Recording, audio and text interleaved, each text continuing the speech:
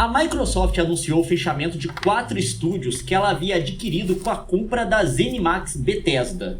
Foram o Arkane Austin, que recentemente desenvolveu o Redfall, o Tango Gameworks, que são os desenvolvedores do Hi-Fi Rush, quem lembra? Um dos grandes hits da Xbox do ano passado. Teve também a Alpha Dog Games, que são desenvolvedores de mobile, foram eles que desenvolveram o Mighty Doom.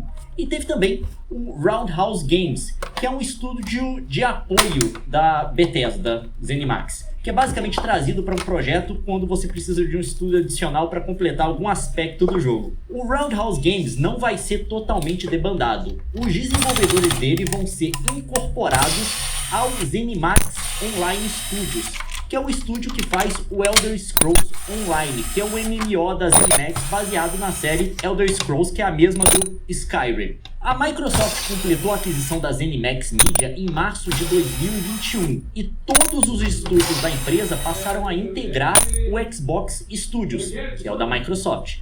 Eles incluem não só a Bethesda Games Studios, que são os desenvolvedores do Elder Scrolls, do Fallout e recentemente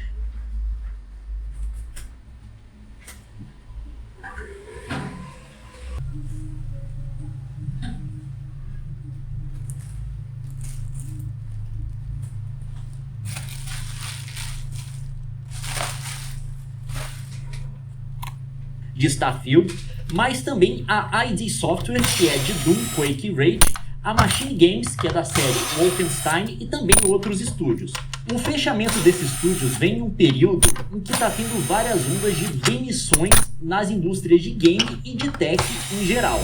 Então essa é a atual polêmica do mundo dos games. A Microsoft comprou uma empresa para fechar basicamente 4 estúdios dela. Fechar 3 pelo menos, um vai deixar de existir, mas até onde a gente sabe os desenvolvedores não vão ser demitidos, vão ser incorporados em outro lugar. Mas a gente está com esse problema agora de demissão no mundo dos games e a gente vai falar por que os gamers estão particularmente revoltados com essa onda de demissão, esse anúncio de demissão da Microsoft. Em primeiro lugar, a gente tem que lembrar que em janeiro de 2024 a Microsoft já tinha demitido 1.900 empregados de estúdios ligados à Activision Blizzard King, que foi a empresa que ela comprou mais recentemente depois da ZeniMax, aquela transação toda de 70 bi. Parênteses, um monte de amigo nosso foi nessa. Mas também essa demissão afetou empregados da ZeniMax e outros empregados da Xbox, que já estavam em estúdios que não foram adquiridos pela aquisição de outras empresas, mas foram organicamente criados pela Microsoft. Isso representou um corte de 8% da força de trabalho da seção de games, da parte de games da Microsoft. O ex-presidente da Blizzard, que é o Mike Ybarra, saiu nessa também. E também teve um jogo da Blizzard que foi cancelado. A Blizzard estava desenvolvendo um jogo que aparentemente era uma IP nova de sobrevivência. E eles meio que cortaram isso também nessas mudanças que a Microsoft fez em janeiro. Mas a gente tem que lembrar que outras empresas também tiveram problemas com demissão. A PlayStation, a Sony, demitiu 900 empregados e fechou o London Studios em fevereiro de 2024. Esses eram desenvolvedores de jogos como Erika, que é um negócio meio experimental, com filme interativo e coisa do tipo, e também da série SingStar, que é aquela de cantar. Tá, eles faziam jogos também para o PlayStation VR. Aquela série basicamente desapareceu no PlayStation, um dos principais pontos de venda, inclusive para o público casual do PlayStation 2. Era um fenômeno, você ia nas festas aí, tinha karaokê desse jogo. E entre o início de 2023 e maio agora de 2024, na indústria dos games, no mundo inteiro, já teve cerca de 20 mil demissões. Isso inclui não só a Microsoft e a Sony, mas também empresas como a EA, a Ubisoft, a Unity, que faz a engine, a Unity que a galera usa, Niantic, Epic Games, Band, que agora é parte da PlayStation, entre outras. A Microsoft tinha adquirido a ZeniMax, essa empresa cujos estúdios, parte dos estúdios, ela fechou agora, por 7,5 bilhões em cash, lá em 2022, com um custo total de transação de aquisição da empresa de 8,5 bi, muito dinheiro. E ela também, mais tarde, em 2023, adquiriu a Activision Blizzard King por 68,7 bilhões, mas com custo total da aquisição, que entra vários custos transacionais, de 75,4 bilhões. E aí que tá. Por que a Microsoft adquiriu essas empresas para depois fechar isso tudo? Claro que a gente sabia que a Arkane Austin, que foi a empresa que foi fechada agora, meio que estava ameaçada, porque o último lançamento dela que foi o Redfall, foi um fracasso total. Foi um jogo que saiu completamente quebrado, teve cobertura completa da mídia, todo mundo viu que o jogo saiu totalmente quebrado, eles começaram a consertar o jogo depois do lançamento, mas muita gente ficou um pouco revoltada com esse anúncio, porque a Arkane Austin é a empresa que fez o Dishonored e também o Prey, que são jogos muito bons. E parece que o Redfall foi um fracasso porque antes da aquisição da ZeniMax pela Xbox, a ZeniMax tinha determinado que esse estúdio, o Arkane Austin, fizesse um jogo multiplayer online,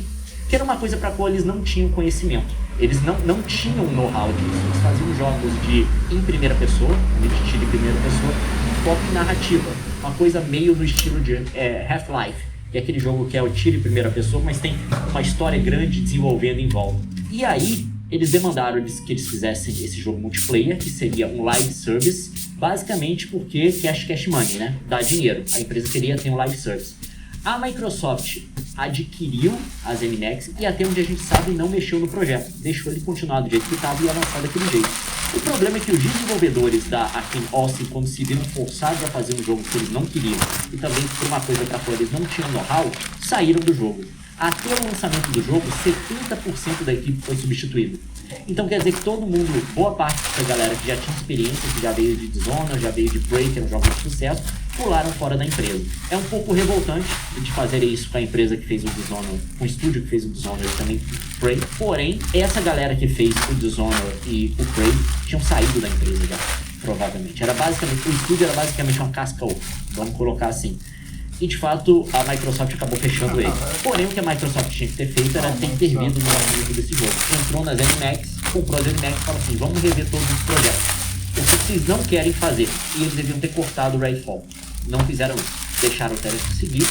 Mais desenvolvedores revoltados saindo da empresa, todo mundo distribuindo currículo. Acabou que eles perderam a coisa pela qual eles pagaram, que é o know-how dessa galera. Porque não é só IP, não é só propriedade intelectual de ter o nome do jogo. Você quer a galera que sabe fazer o jogo. Essa galera tipo lá do lado. Parte compreensível por conta disso, porque a galera não estava mais lá, mas parte também culpa da Microsoft. Não só isso, e eles deixaram o Redfall ser lançado totalmente quebrado, tá? O que levantou, na época e levanta até hoje, questionamento sobre a capacidade da Microsoft de gerenciar projetos. Porque aparentemente é uma empresa que até hoje não sabe como lançar software. Porque os jogos não saem, quando saem, são quebrados.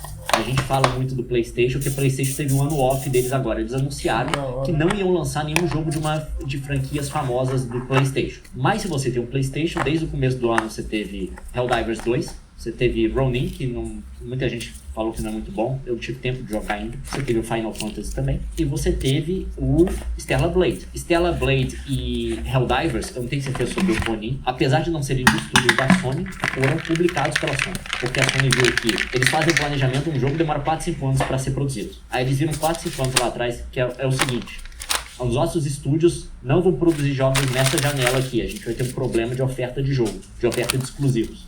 Aí o que você faz? Você contacta estúdios terceiros, fala assim: a gente vai te ajudar no seu projeto, a gente ou vai bancar seu projeto, ou vai dar parte da grana, ou vai ajudar com algum know-how, ou com marketing, que é muito normal também, porque o custo de marketing é muito alto.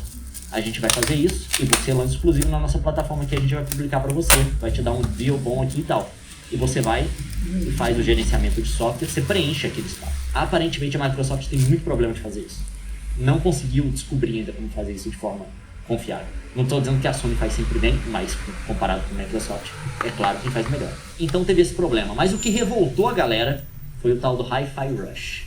Por quê? Ela fechou a Tango Gameworks, que é a empresa do Hi-Fi Rush, mas no ano passado o Hi-Fi Rush, quando foi lançado, foi um jogo que fez sucesso.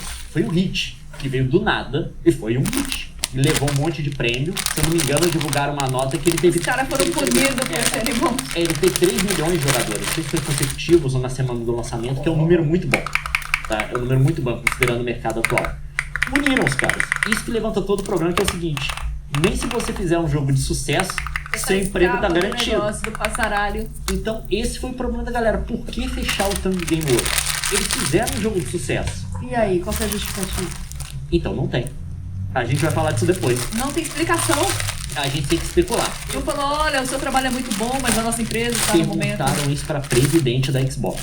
E ela fez uma salada de fruta de palavras que não quer dizer absolutamente nada. Não a gente vai ver esse vídeo sensacional. Enfim, A Tango Gameworks é a empresa do The Evil Within e também do Ghostwire Tokyo. É uma empresa que fez jogos que foram bem. Claro que não são, tipo assim, se não foram mega hits, pelo menos foram jogos que performaram razoavelmente bem. E tem gente que olha pra esses jogos com muito saudosismo, inclusive, que gostou bastante. Eu vi gente que 100%ou Ghostwire Tokyo e coisa do tipo. Que foi um jogo que saiu exclusivamente até pra PlayStation, tá? Porque o acordo tinha sido fechado com a Sony antes da compra da ZeniMax pela Microsoft. Aí eles acabaram lançando primeiro pro PlayStation e não depois chegou no Xbox. Então essa empresa foi bem.